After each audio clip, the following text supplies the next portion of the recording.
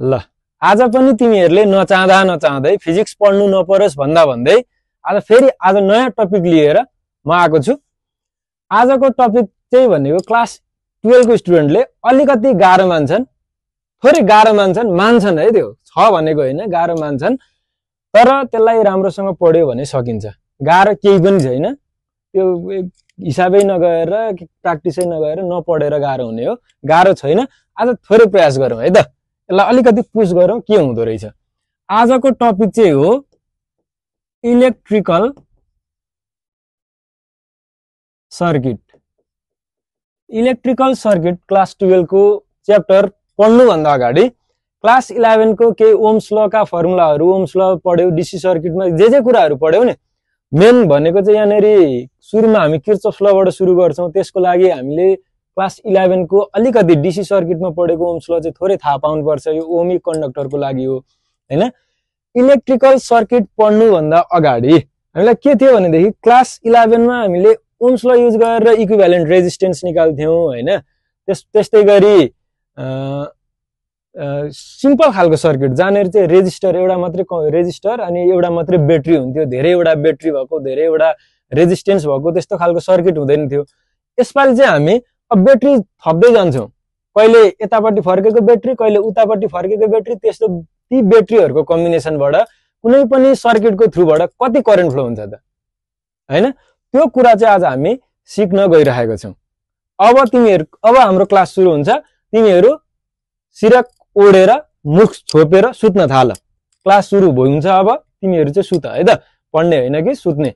तर जो पढ्ने अलिकति जिन्दगीमा दुःख गर्न खोज्ने खालको स्टुडेन्ट छौ, हेर थोरै मजा आउँछ पढ्न इन्ट्रेस्ट हुनेलाई, इन्ट्रेस्ट नहुने चाहिँ सुत्न जाऊ। हस् आजलाई यति नै है त। ल सुरु गरौँ केसीएल। सुरुमा किर्चफ्स ल है। किर्चफ्सको यस्ता खालका कम्प्लेक्स सर्किटलाई सल्भ गर्ने आइडिया भनेको किर्चफ्ससँग छ। यसमा दुईवटा मेनली दुई खालको ल छ, फर्स्ट ल र सेकेन्ड ल। यो किर्चफ्स करेन्ट ल हो, जसलाई हामी फर्स्ट ल पनि भन्छौं, त्यस्तै गरी हामी यसलाई करेन्ट ल पनि भन्छौं। अथवा यो किर्चफ्स करेन्ट ललाई हामी अर्को प्लस जोड्दियौं, यसलाई हामी जंक्सन ल पनि भन्छौं। र यो लले फलो गर्छ प्रिन्सिपल अफ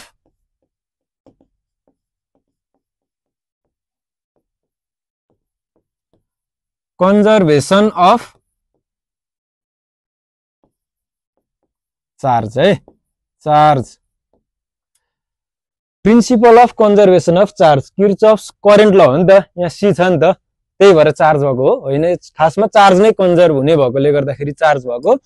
यो लले के भन्छ भनेदेखि नि, कुनै एउटा जंक्सनमा, जंक्सन भनेको के हो, आज केटाहरुलाई केटा आज जंक्सनतिर भेला हुने, आज हामी यसो भेटौं भनेर भन्नु पर्यो भनेदेखि, अब जस्तै माइती घर पाइमा आइहाल्यो कतै कारणवश झुकिएर भनेदेखि, ए यहाँनेरि माइती घरमा यो जंक्सन छ भन्छन् हैन। के हो जंक्सन भनेको, के हो त जंक्सन भनेको के हो? जंक्सन भनेको के हो भनेदेखि दुई अथवा दुई भन्दा बढी कुराहरू, मेनली दुई भन्दा बढी कुराहरू एकै ठाउँमा आएर मिट हुन्छ भनेदेखि त्यसलाई हामी के भन्छौं, जंक्सन भन्छौं।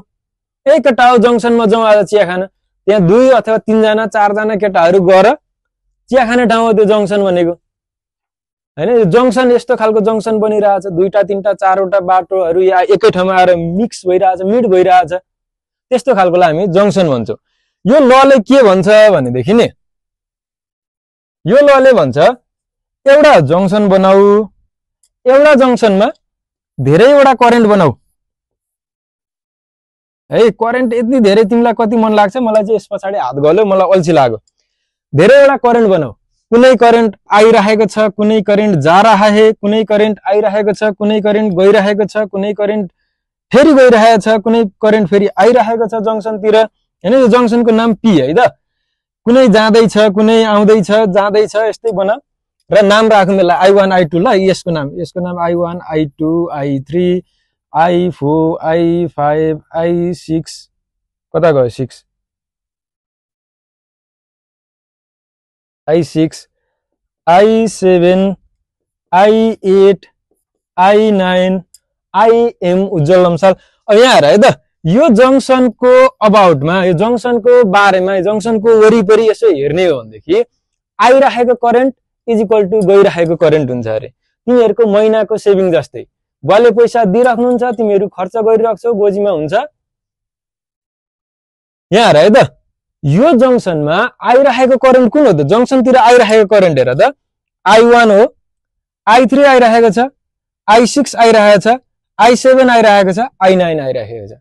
भन्नको मतलब यहाँ आइराखेको करेन्ट भनेको कुन हुन् I1 हो प्लस आइराखेको करेन्ट है I3 हो प्लस अर्को कुन आइराखेको छ I4 त होइन I5 होइन I6 हो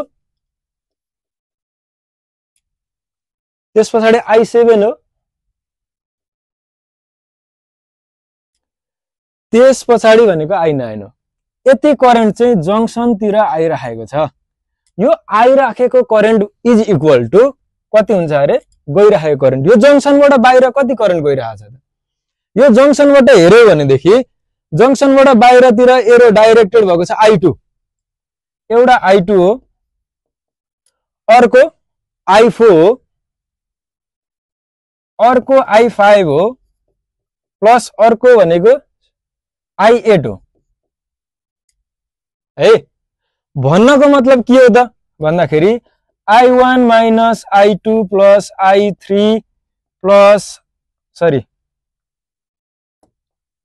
minus I4 minus I5 plus I6 plus I7 minus I8 is equal to 0 हो।